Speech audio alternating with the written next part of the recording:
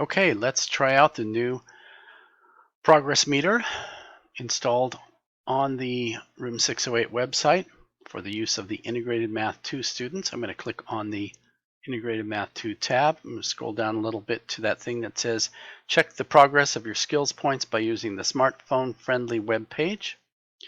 That brings up a nearly empty page. You're going to enter your student ID in there and click the button that says get my current progress. And as you can see, this fictitious student has tested on skill number 1.1, skill number 2.1, skill number 3.1, has completed skill 1.1. Possible points is 4, and this student has 4 points, so he or she has completed that. About halfway done with skill 2.1 and about 3/4 of the way done with 3.1. Notice if you are on a Mac or a Chromebook or a Windows machine, you can hover over these. This is all one image here. You can hover anywhere in here.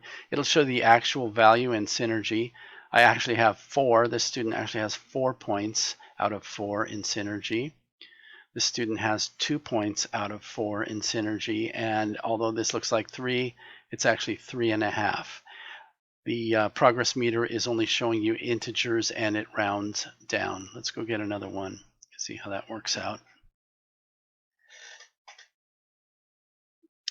Okay, so this student has a little bit more to go, and what about this other? These are 3 fictitious students. Okay, ooh, got some progress still ahead of us on that one skill. Any questions? Email me, brodewald@psusd.us.